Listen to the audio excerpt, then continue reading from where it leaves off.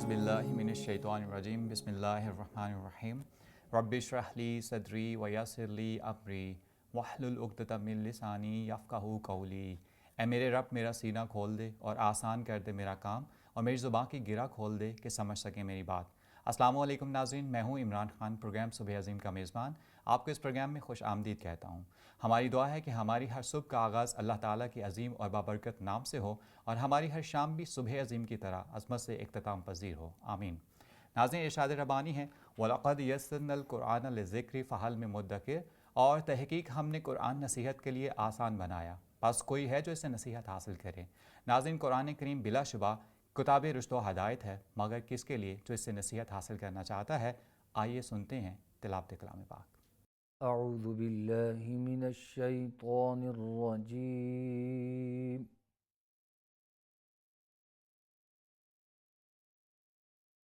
بسم اللہ الرحمن الرحیم۔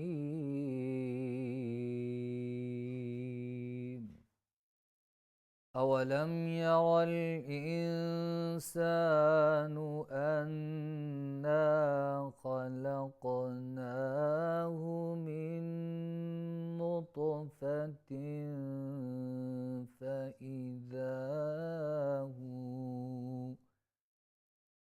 فإذا هو خصيم مبين،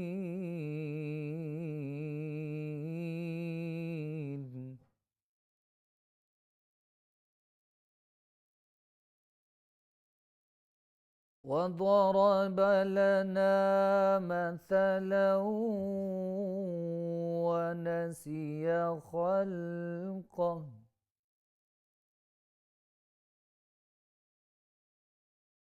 قال من يحيي العظام وهي رميم،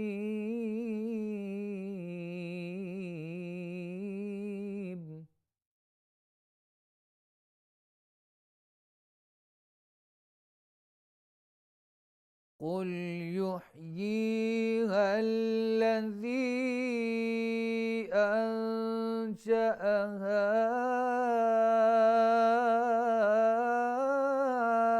أول مرة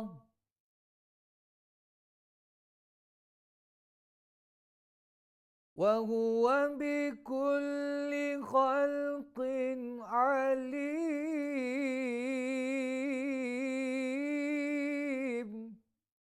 الذي جعل لكم من الشجر الأخضر نارا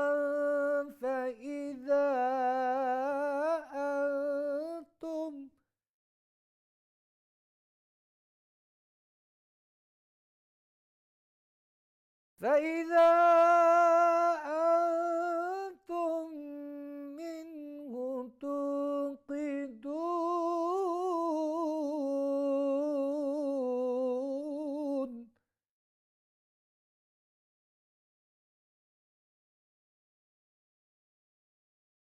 أوليس الذي خلق السماوات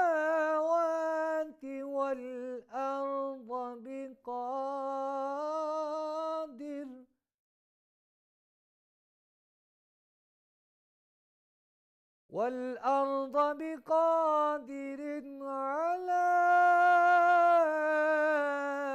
أن يخلق مثلهم، بلى وهو الخلاق العليم، إنما أمره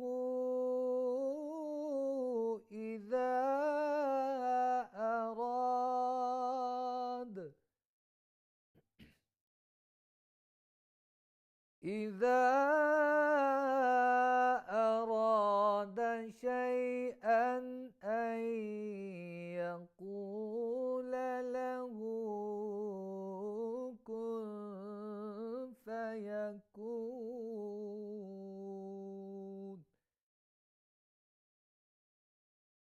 فسبحان الذي بيده ملكوت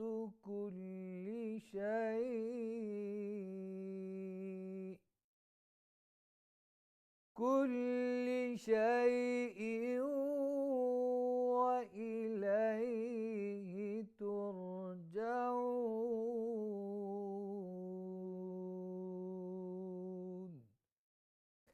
آمنت بالله صدقت يا رب العالمين.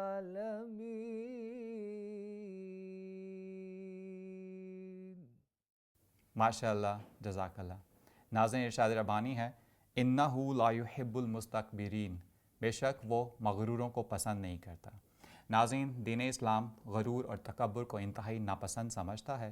रसूल करीम सल्लल्लाहु अलैहि वसल्लम का इरशाद गरामी है, जिसके दिल में ज़र्रा बराबर भी गरूर हुआ या तकब्बुर हुआ, वो जन्नत में दाखिल नहीं होगा।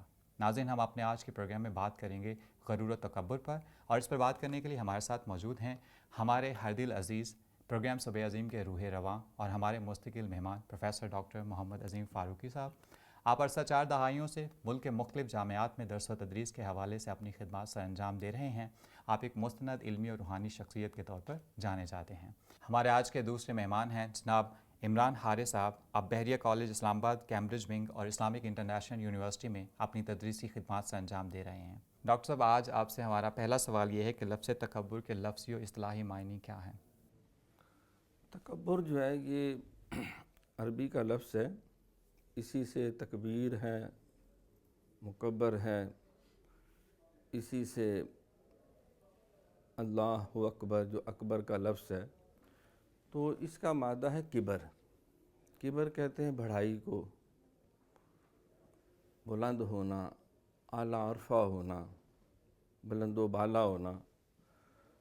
तो कुरान पाक में अल्लाह करीम ने हुक्म दिया कि वाले तुकब्बिरुल्लाह अला मा हदाकुम व लअल्लकुम तशकुरून, और तुम्हें चाहिए कि तुम अल्लाह की बढ़ाई बयान करो, अल्लाह की तकबीर बयान करो, इस बात पे कि उसने तुम्हें हदायत अता की और ताकि तुम उसका शुक्र अदा कर सको। तो ये अल्लाह ताला की सिफ़त पाक है, इसीलिए अज़ान में कहा जाता है अल्लाहु अकबर, अल्लाहु अकबर। अल्लाह अकबर है, सबसे बड़ा है, उससे बड़ी किसी की कोई ज़ात नहीं। तो अहदीस में आता है कि हज़ूर अलैहिस्सलातु वस्सलाम ने फरमाया, हदीस कुदसी, कि अल किबारो रिदाई, कि ये जो किबर है, तकब्बुर है, बड़ा होना है, बढ़ाई और शान व शौकत और आला अरफा होना जो है, ये मेरी रिदा है, मेरी चादर है। एक जगह फरमाया कि अज़ारी, ये मेरा तहबंद है। तो ये अल्लाह ताला की सिफ़ात में से एक अहम अल्लाह ताला की सिफ़त है कि वो सबसे बड़ा है। और अल्लाह रब्बुल आलमीन की इस सिफ़त को फरमाया कि जो तकब्बुर कर रहा है, गोया कि उसने मेरी चादर और मेरा तहबंद उतारने की कोशिश की है, तो मैं उसको जहन्नम में झोंक दूँगा। तो ये बात इंसानों के अंदर, बल्कि दूसरी मखलूक के अंदर भी, जैसा कि शैतान जो है उसका भी जो बड़ा जुर्म है, वो जुर्म यही था कि उसने तकब्बुर किया था। जब अल्लाह ने फरमाया कि इज़ क़ाल रब्बुका लिल मलाइकति इस्जुदू लि आदम फसजदू इल्ला इब्लीस अबा वस्तकबरा व काना मिनल काफिरीन। अल्लाह ने हुक्म दिया कि आदम अलैहिस्सलाम को सजदा करो, सब ने सजदा किया, इल्ला इब्लीस, स्वाय इब्लीस के। क्यों ना? उसे अबा, उसने एक तो नाफरमानी की, वस्तकबर, तकब्बुर किया। उसने कहा अना खैरु मिन्हु, मैं तो इससे बेहतर हूँ, ये मिट्टी से बना है, मैं आग से बना हूँ, मैंने मुद्दतों इबादत की है, जिहाद किया है, तो इसने तो अभी जुमा 8 दिन, तो मैं इससे बेहतर हूँ। लिहाजा आग वैसे भी वो आग से बना है, बुलंद होता है, मिट्टी नीचे होती है। तो उसने तकब्बुर किया कि अल्लाह के हुक्म को भी, अल अम्र फ़ौक़ल अदब को भी नज़रअंदाज करते हुए कि मेरे अल्लाह का हुक्म है, लेकिन उसने ये तकब्बुर की बिना पर वो अल्लाह ताला की बारगाह से मरदूद हुआ। फ़ख़्रुज फ़इन्नका रजीम, तो उसे गले में लानतों का तोक डाल दिया गया। تو اس اعتبار سے یہ بیماری جو ہے یہ انسانوں میں بھی پائی جاتی ہے۔ آپ دیکھیں حابیل اور قابیل کا جو رولا تھا، اس میں بھی قابیل نے کہا کہ میں بڑا ہوں، میں بہتر ہوں، میری مرضی، میری خواہش پوری ہونی چاہیے۔ تو حسد بھی تھا، ساتھ تکبر بھی۔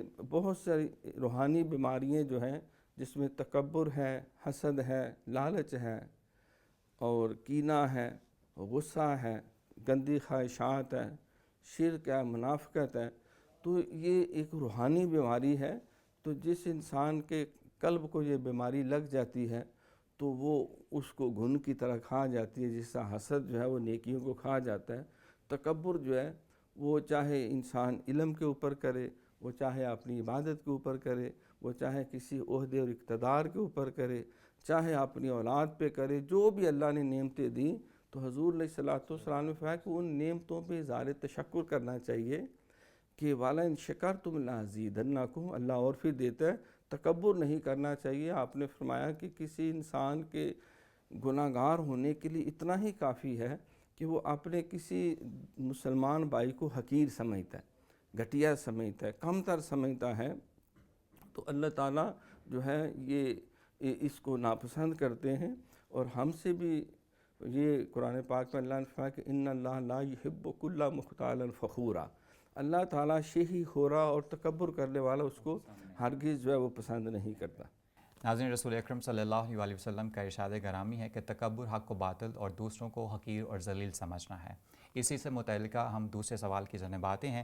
جناب عمران حارث صاحب، آپ سے ہمارا اگلا سوال یہ ہے کہ قرآن و حدیث میں تکبر کی تردید کن الفاظ میں کی گئی ہے؟ بہت شکریہ عمران خان صاحب، آپ نے مجھے اپنے پروگرام میں دعوت دی۔ اور تکبر ایک ڈاکٹر صاحب نے جیسے اس حوالے سے بہت تفصیل سے ذکر کر دیا، اور بہت سی آیات جو انہوں نے ذکر کی اس میں وعید اور جو اللہ تعالیٰ کی طرف سے جو عذاب کے حوالے سے باتیں اسی میں ہی کچھ واضح ہیں۔ تو کچھ آیات جو ویسے تو تکبر کی وعید کا جو ذکر ہے قرآن پاک میں بہت زیادہ ہے، یعنی کہ اس کو اگر آپ کاؤنٹ کرنے جائیں تو شاید آپ ممکن نہیں ہے، جگہ جگہ پہ یعنی کہ اللہ تعالیٰ نے تکبر کے حوالے سے۔ سب سے پہلی چیز جو کہ قرآن پاک کی ایک آیت میں اللہ تعالیٰ جو ہے اس میں ارشاد فرماتے ہیں کہ الیس فی جہنم مثوی للمتکبرین، کہ یہاں تاکید کے ساتھ، بہت اس کو سٹریس کہتے ہیں، سٹریس کے ساتھ اللہ تعالیٰ جو ہے متکبرین کے لیے جہنم کا ٹھکانہ، یعنی کہ جو متکبرین ہیں، تکبر کرنے والے ہیں، چاہے وہ اپنے الفاظ میں ہیں، اعمال میں ہیں، کہیں پہ بھی، ان کا جو ٹھکانہ ہے اس کو تاکید کے ساتھ جہنم کا بتا رہے ہیں۔ پہلی بات تو یہ۔ دوسرا، اللہ تعالیٰ کی محبت جو ہے یہ ایک ہر انسان کے ساتھ اللہ تعالیٰ محبت کرتے ہیں، اور یہ بہت بڑی بدقسمتی اور بدبختی کی بات ہے کہ آپ اللہ کی نفرت کے مستحق ہو جائیں۔ اور اللہ تعالیٰ یہاں پہ قرآن پاک میں کہہ رہے ہیں ان اللہ، یہاں پہ بھی تاکید ہے کہ لا یحب من کان مختالا فخورا، کہ جو تکبر کرنے والا ہے، جو شیخیاں مارنے والا ہے، اللہ تعالیٰ اس کو ناپسند فرماتے ہیں۔ تو ایسے شخص کی جس سے اللہ تعالیٰ جو نفرت کا مستحق ہو جائے، اس شخص کا نیکی کے اعمال کی طرف اس کی رغبت نہیں ہوتی، اس شخص کی وہ گناہ میں ایسا جو ہے وہ گرتا چلا جاتا ہے گناہوں میں کہ اسے پھر اس کی واپسی بڑی مشکل ہو جاتی۔ دوسری دو اور چیزیں جس ہستیوں کی طرف تکبر کی نسبت کی وجہ سے اللہ تعالیٰ نے اس کو ذکر کیا، وہ ایک تو فرعون ہے اور ایک شیطان ہے۔ دونوں انتہائی رذیل قسم کی جو ہے وہ آپ کہہ لیں ہمارے شخصیات ہیں جن کا ذکر کبھی بھی ہم اچھے اس میں الفاظ میں نہیں کریں گے۔ شیطان جو اللہ تعالیٰ کی جو روندہ درگاہ ہوا، جو اللہ تعالیٰ کی نفرت کا مستحق ہوا، اس کی واحد جو ایک خصلت تھی وہ تکبر تھی۔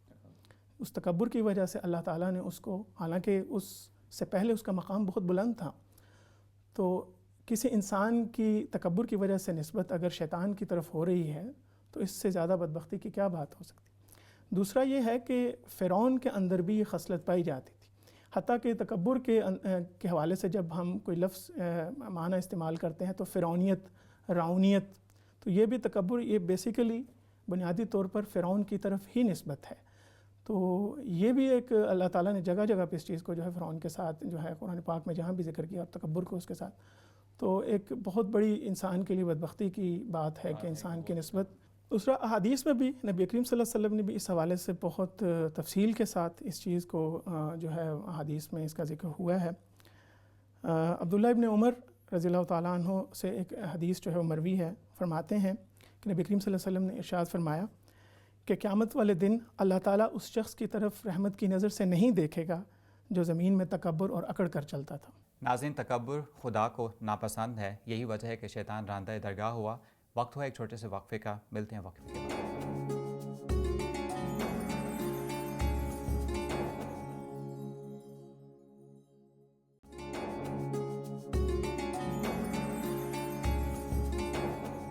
ناظرین، وقفے کے بعد آپ کو دوبارہ خوش آمدید کہتے ہیں۔ پروگرام کے سلسلے کو آگے بڑھاتے ہیں۔ ڈاکٹر صاحب، آپ سے ہمارا اگلا سوال یہ ہے کہ تکبر کس طرح فرد اور معاشرے کے لیے بدحالی کا سبب بنتا ہے؟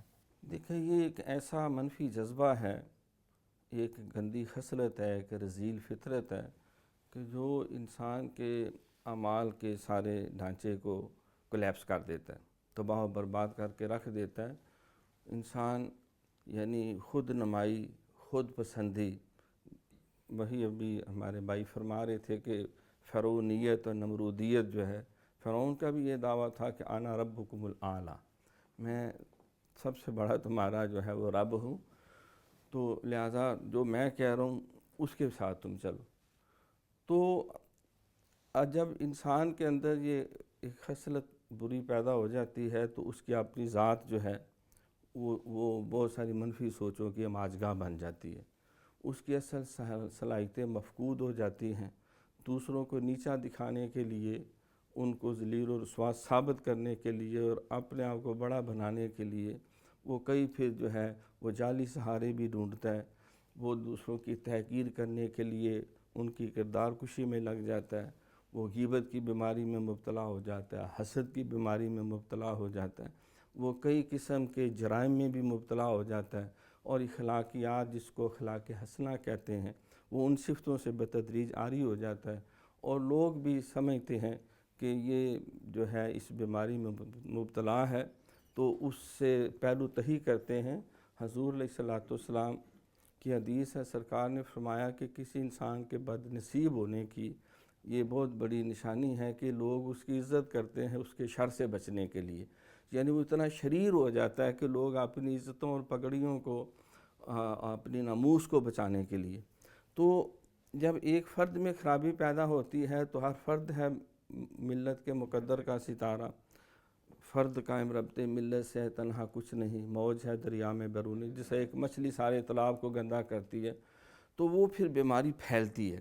اب دیکھیں، نبی علیہ السلام نے جس دور میں آپ نے اعلان نبوت فرمایا تو اس میں میں سمجھتا ہوں بہت ساری خرابیوں میں جو ایک بنیادی خرابی تھی کہ وہ معاشرہ تکبر کا شکار تھا، وہاں فرعونیت اور نمرودیت اپنے بام عروج پہ تھی، وہ خاندان اور برادری کی وجہ سے تفریق کرتے تھے، وہ غلاموں لونڈیوں سے جانوروں جیسی بدسلوکی کرتے تھے، اور وہ عربی اور عجمی کے جمیلوں میں پھنسے ہوئے تھے، اپنے آپ کو سپر نیشن سمجھتے تھے۔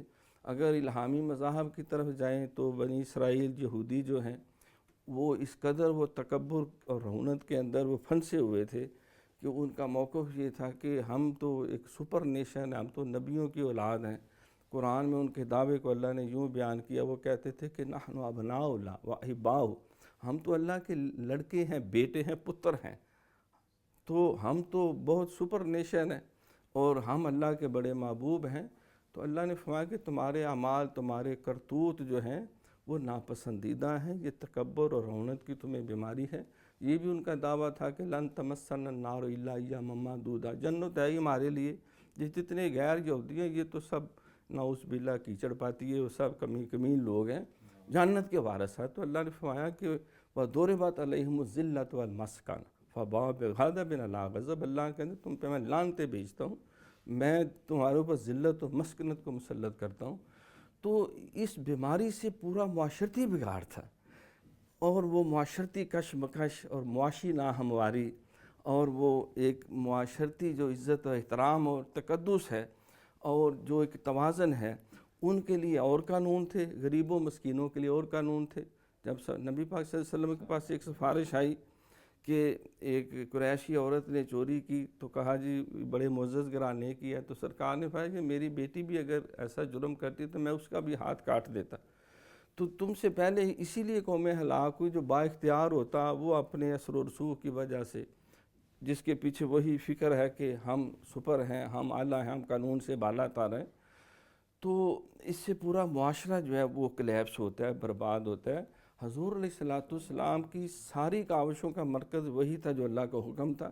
یا ایھا الناس انا خلقناکم من ذکر و انثی وجعلناکم شعوبا وقبائل لتعارفوا ان اکرمکم عند اللہ اتقاکم، کہ بھئی تم سب اللہ کے بندے ہو اور اللہ نے تمہیں ایک مرد اور ایک عورت سے پیدا کیا. قبیلے گروہ تو تعارف کے لیے ہیں، کسی عربی کو اجمی کے پہ، کسی اجمی کو عربی پہ، کسی گورے کو کالے پہ، کسی کالے کو گورے پہ. کوئی فضیلت نہیں. اگر کوئی سمجھتا ہے کہ ہم بہتر ہیں خاندان کی وجہ سے، برادری کی وجہ سے، تو اللہ کی نظر میں وہ گوبر کے کالے کیڑے سے بھی زیادہ ذلیل اور حقیر ہے. تو سیدنا بلال حبشی رضی اللہ عنہ کو خانہ کعبہ کی چھت پہ چڑھایا، انہوں نے اذان بھی پڑھی. تو یہ تکبر ایک ایسی، پہلے تو اخلاقی بیماری ہے، روحانی بیماری ہے، پھر یہ بڑھتے بڑھتے کردار کو خراب کرتی ہے، پھر پورا ماحول پورا گندہ ہوتا ہے، اور پھر ایک ایسی طبقاتی کشمکش، یہ جتنے بڑے بڑے انقلابات ہیں اس کے پیچھے اگر دیکھیں تو یہ بیماری آپ کو کار فرما نظر آئے گی. بے شک ناظرین، انسان جتنا عاجز ہوتا ہے وہ معاشرے کے لیے اتنا ہی کارآمد ہوتا ہے، اور اس کے برعکس ایک متکبر آدمی نہ صرف اپنے لیے درد سر بنتا ہے بلکہ وہ معاشرے کے لیے بھی درد سر بنتا ہے. ہم اپنے اگلے سوال کی جانب بڑھتے ہیں.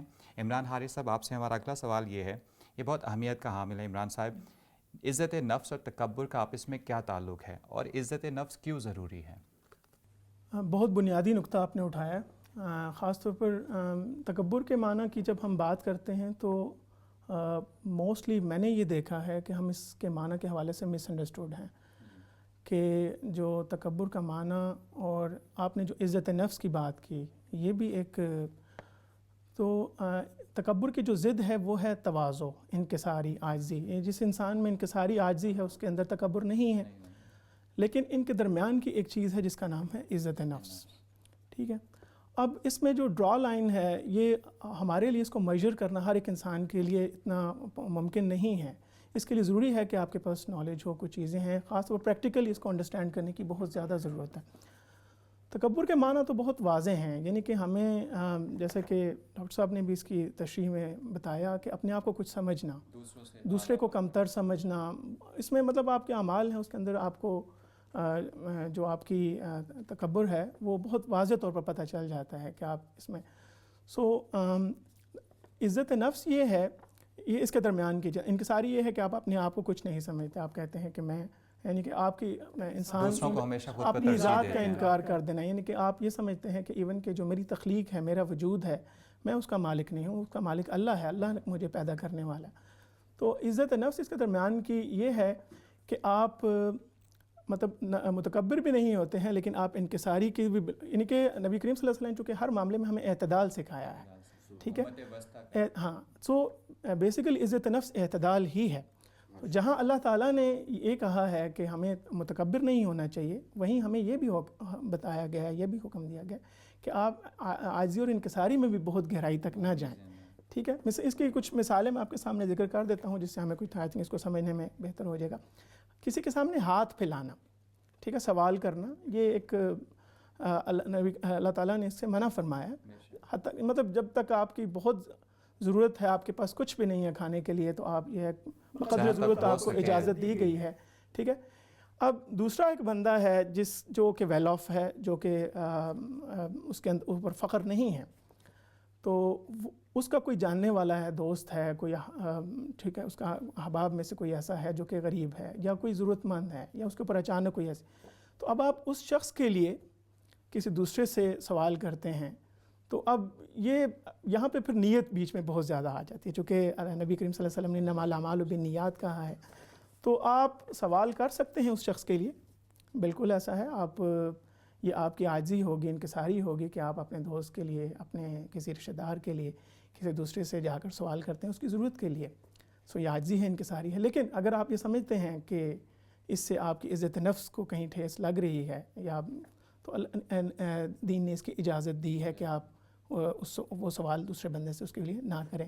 مطلب چونکہ نبی کریم صلی اللہ علیہ وسلم نے سوال سے منع کیا ہے، تو اس طرح کے کچھ اور بھی کچھ مثالیں ہیں جس سے آپ جو ہے نا عزت نفس، تکبر اور تواضع اور انکساری کے درمیان جو ہے بے شک ناظرین، عزت نفس انسانیت کا اعزاز ہے، یہ انسان کو اشرف المخلوقات کے مقام تک لے کے جاتا ہے۔ علامہ اقبال صاحب نے اسے خودی کا نام دیا ہے۔ آپ فرماتے ہیں کہ خودی کو کر بلند اتنا کہ ہر تقدیر سے پہلے خدا بندے سے خود پوچھے بتا تیری رضا کیا ہے۔ گفتگو کا سلسلہ بھی جاری ہے، مگر وقت ہو ایک چھوٹے سے وقفے کا، ملتے ہیں وقفے کے بعد۔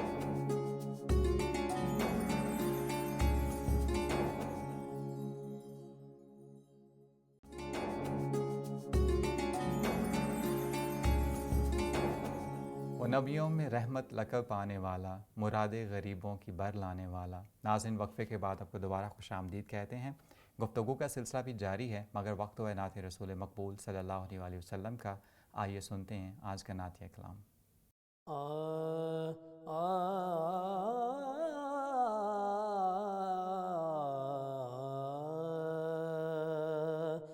دیتا ہوں مولا واسطہ تجھ کو تیرے حسنین کا، دیتا ہوں مولا واسطہ تجھ کو تیرے حسنین کا۔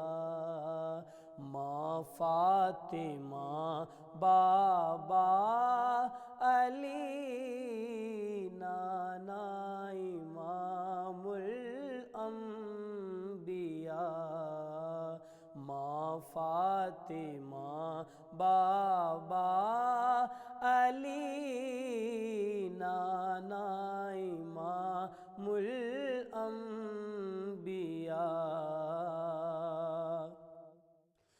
جب بھی پڑی مشکل مجھے میں نے پکارا یا علی، جب بھی پڑی مشکل مجھے میں نے پکارا یا علی، فوراً مدد کو آ گئے مولا علی مشکل کشا، فوراً مدد کو آ گئے مولا علی مشکل کشا۔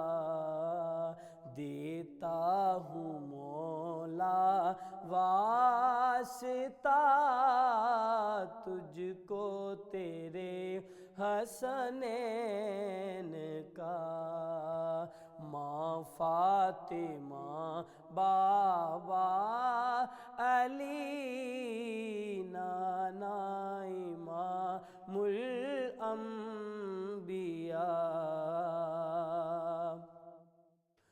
سجدے میں تھے ختم الرسل اور پشت پہ پیارے حسین، سجدے میں تھے ختم الرسل اور پشت پہ پیارے حسین، دیکھو یہ ہے میرا حسین، رب نے فرشتوں سے کہا، دیتا ہوں مولا واسطہ تجھ کو تیرے حسنین کا، ماں فاطمہ بابا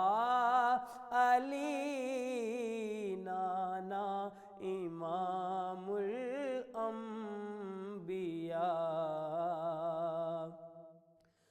کرتا ہے ذاکر یہی التجا کہ کہلائے گر وہ سگے مصطفیٰ، کرتا ہے ذاکر یہی کہلائے گر وہ سگے مصطفیٰ قدموں میں مل جائے ان کے جگہ ان کی گلی میں رہوں میں سدا قدموں میں مل جائے ان کے جگہ ان کی گلی میں رہوں میں سدا دیتا ہوں مولا واسطہ تجھ کو تیرے حسنین کا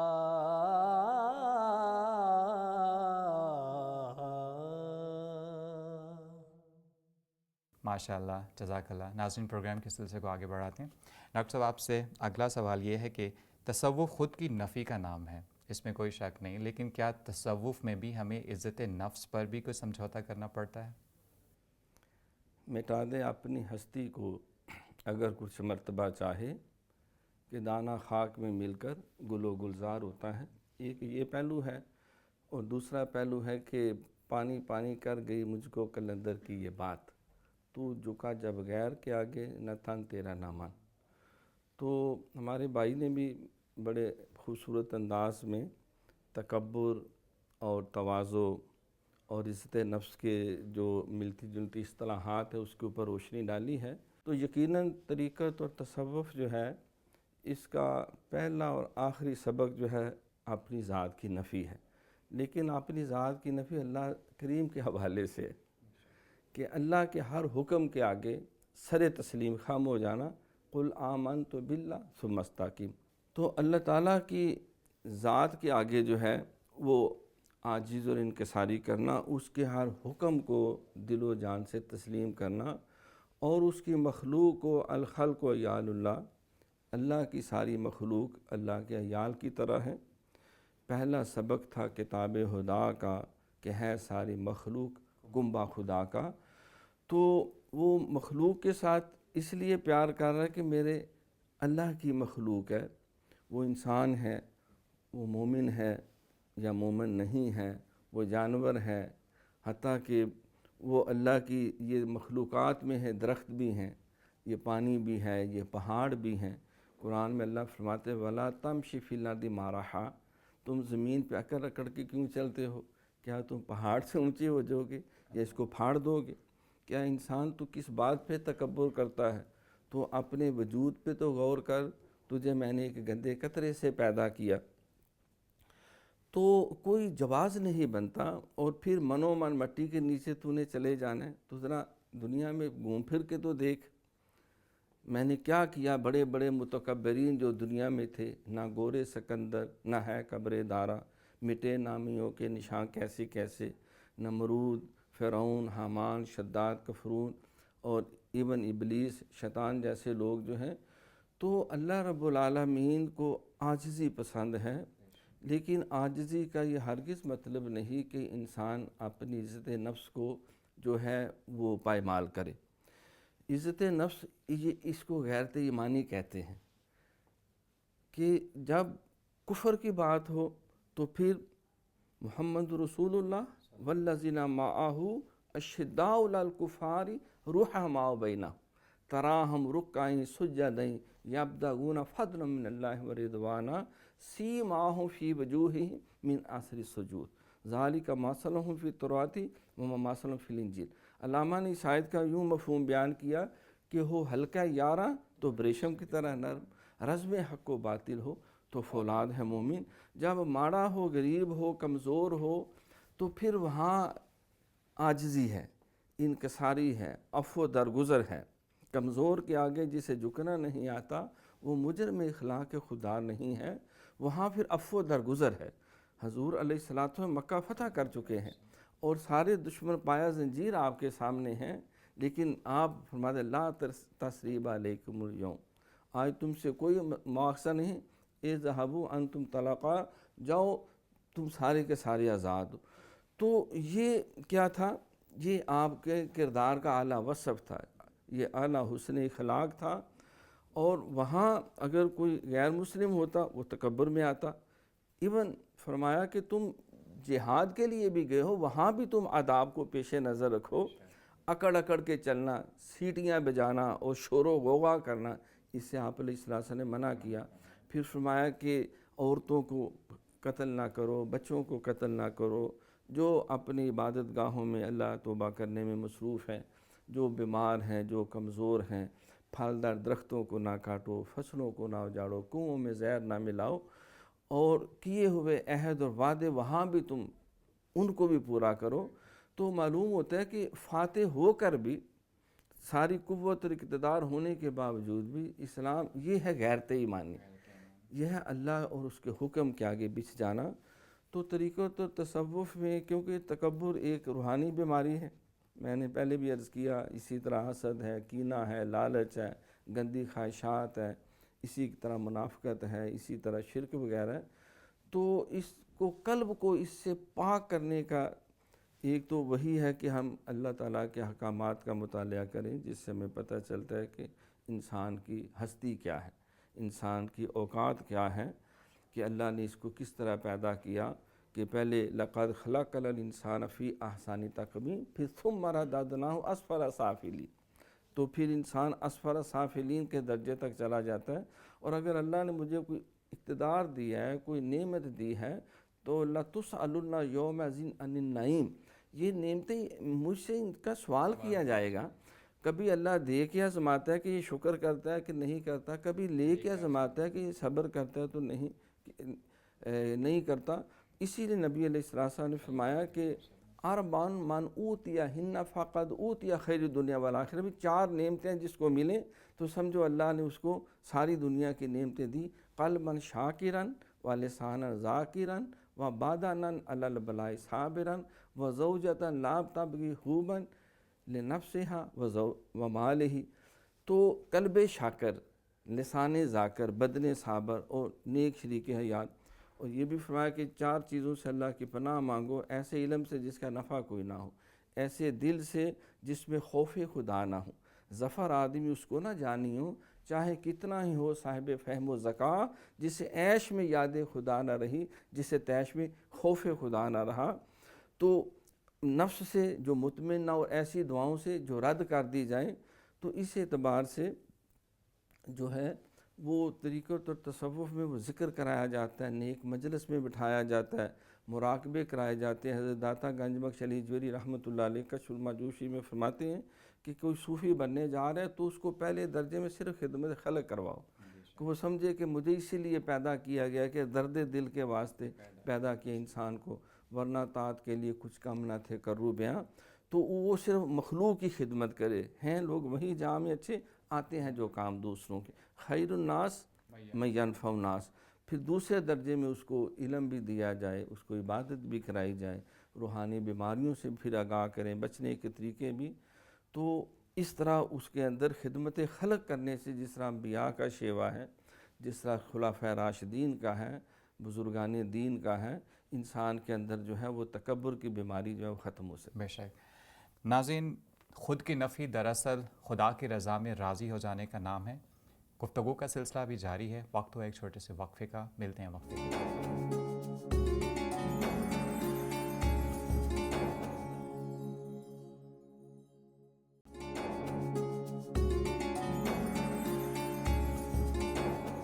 ناظرین، وقفے کے بعد آپ کو دوبارہ خوش آمدید کہتے ہیں. پروگرام کے سلسلے کو آگے بڑھاتے ہیں.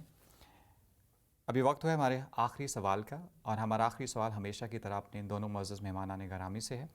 ہمارا آج کا آخری سوال ہے کہ نوجوانوں کو تکبر کی اس عادت بد سے کیسے دور رکھا جا سکتا ہے؟ عمران حارث صاحب، آپ پلیز.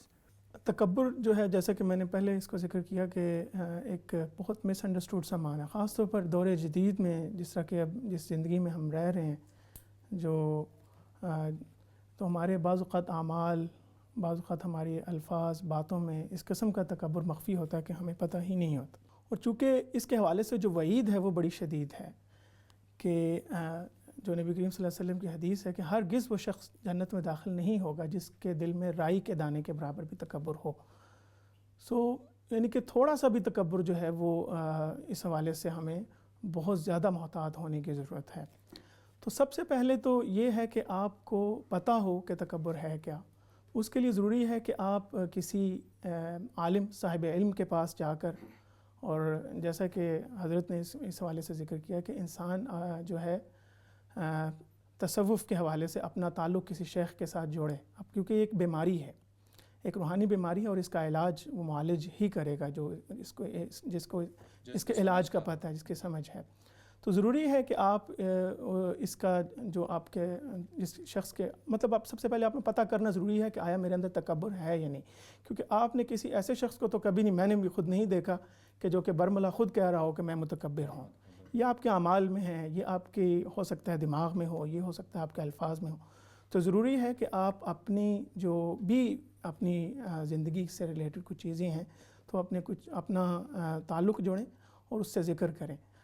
تو آپ تاکہ آپ کو پتہ ہو کہ کیا میرے الفاظ اور اس میں اعمال میں کہیں نہ کہیں تکبر ہے یا نہیں ہے. تو کچھ جو میں نے ہماری جو زندگی سے ریلیٹڈ کچھ چیزیں ہیں جن کو میں نے جمع کیا ہے، اور اس کے ذریعے ویسے تو اصولی تو طریقہ یہی ہے کہ آپ کسی شیخ کے پاس پہلے جائیں اور اپنی مکمل جیسے اس کا علاج ہے تو وہ کریں.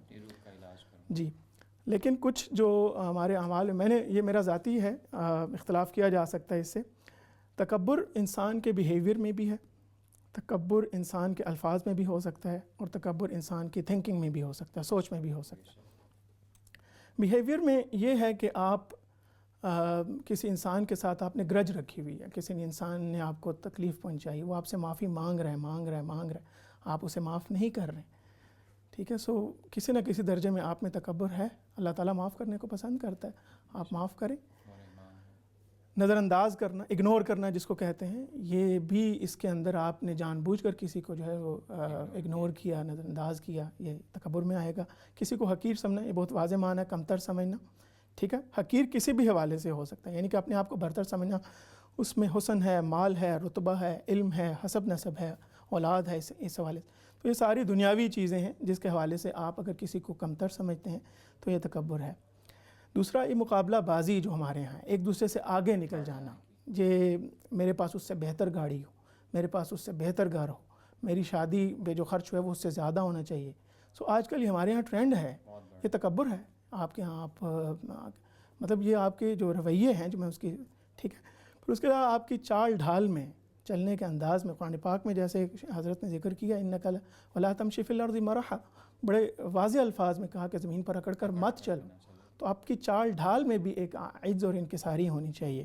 اور یہ خاص طور پر ہم جب ریچول ایکٹس کی تب بات کرتے ہیں، اللہ تعالیٰ نے وہ اعمال جو ہمارے اوپر فرض کیے ہیں، کبھی ہم نے غور کیا ہے کہ نماز کے اندر ڈیفرنٹ پوسچرز کیوں ہیں؟ نماز کے اندر جو کھڑے ہونے کا انداز ہے اس کے اندر عاجزی نہیں ہے؟ نماز کے اندر جھکنے کا کیوں کہا گیا؟ نماز کے اندر سجدے کا کیوں کہا گیا؟ یہ جو ڈیفرنٹ پوسچرز ہیں آپ کو عاجزی سکھانے کے لیے.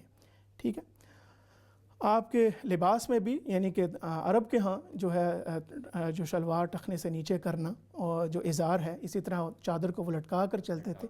کسی بھی اور قوم میں اگر اس طرح کی کچھ ایسی لباس کے اندر جو متکبرانہ اگر ہے تو ہمیں اس کے حوالے سے دیکھنے کی ضرورت ہے. الفاظ میں تکبر کے حوالے سے یہ ہے کہ نبی کریم صلی اللہ علیہ وسلم نے ہمیں کہا کہ جب آپ بات کریں آہستہ آواز میں بات کریں، اونچی آواز میں بات نہ کریں، اونچی آواز میں.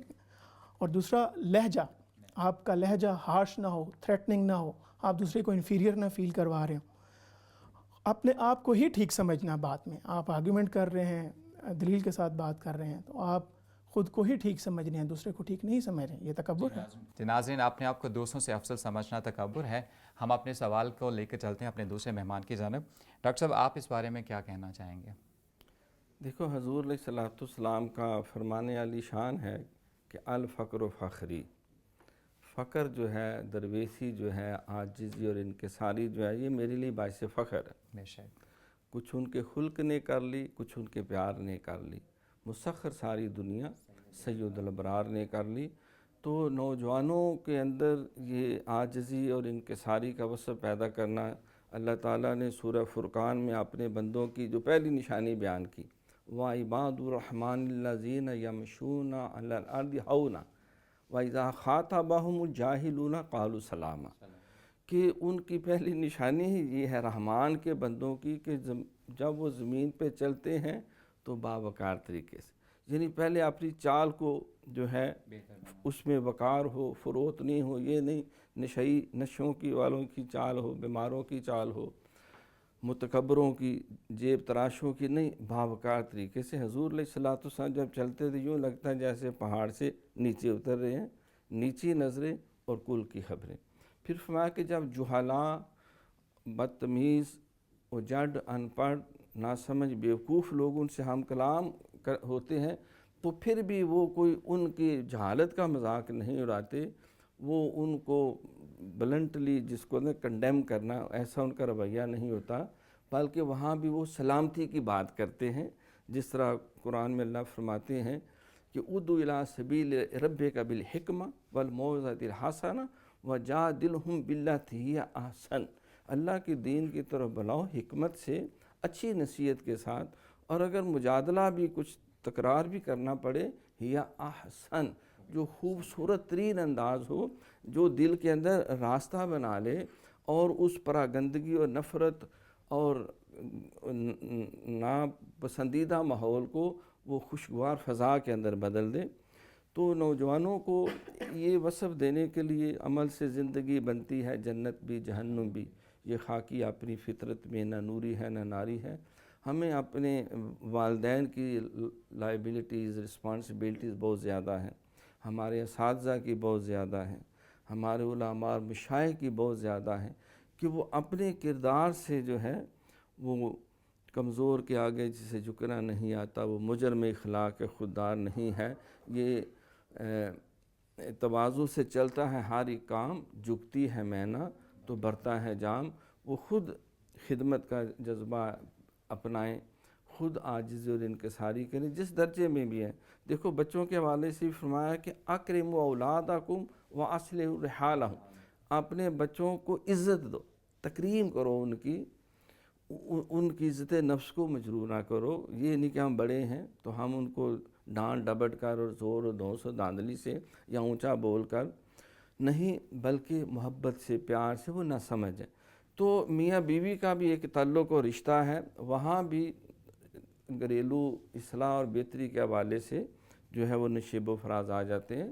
حضور علیہ الصلوۃ نے فرمایا کہ عورت کی ایک پوزیشن ہے، وہ بعض اوقات اس پہ جسمانی ایسی کیفیت ہوتی ہے، ذہنی ایسی کیفیت ہوتی ہے کہ وہ ایک نارمل طریقے سے اس طرح وہ ریئیکٹ نہیں کر سکتی، تو تم وہاں محبت سے، پیار سے، عفو درگزر سے اور کوئی بہتر طریقے سے اپنے بڑے ہونے کو، الرجال قوامون علی النساء جو ہے اس کو کسی حکمت اور دانائی کے ساتھ جو ہے اس اختیار کو استعمال کرو۔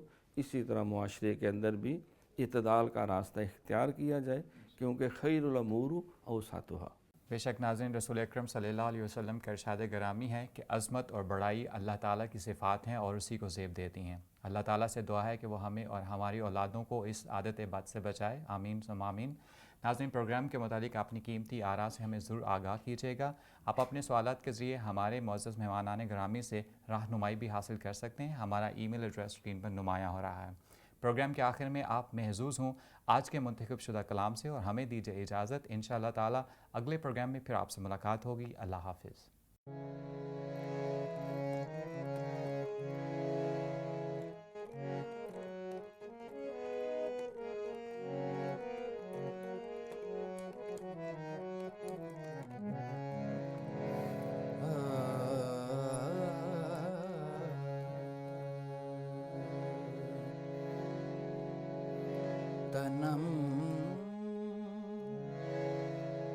تنم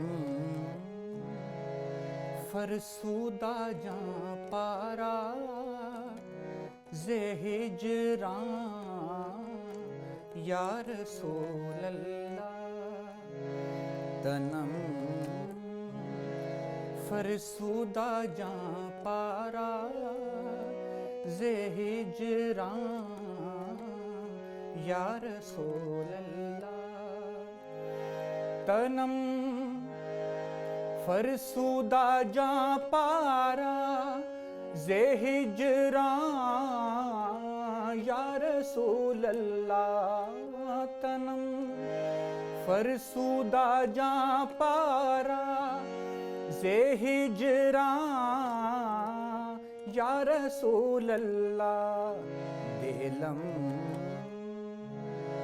دلم پجمردہ آوارہ زے اسیاں یا رسول اللہ دلم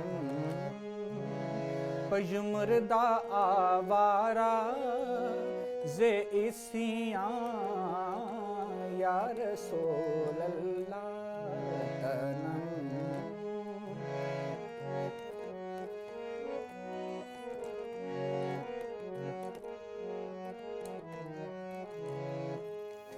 چوں سوئے من گزر آری منے مس کی زناداری چوں سوئے من گزر آری منے مس کی زناداری فدائے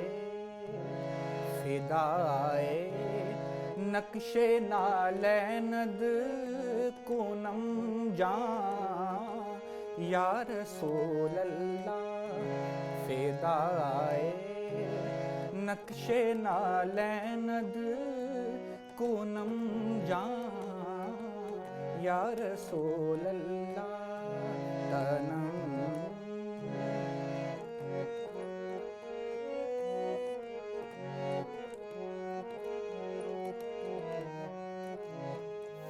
ذکردہ خیش حیران سیاہ شد روز اسیانم ذکردہ خیش حیرانم سیاہ شد روز اسیانم پشیمانم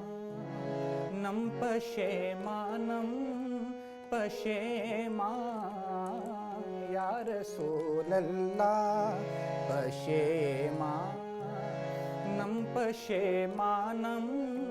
پشیمان یا رسول اللہ تنم فرسودہ جاں پارا زے ہجران یا رسول اللہ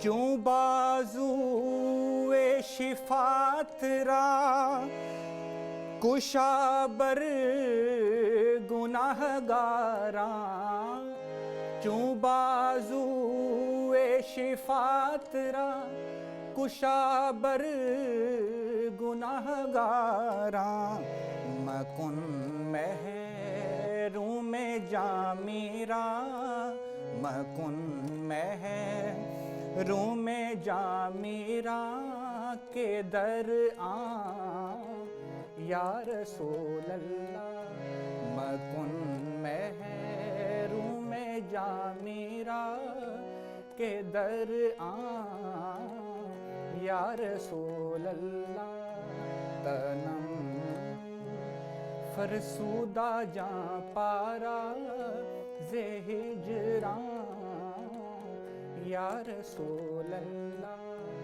دلم پجمردہ آوارہ زے سیاں یا رسول اللہ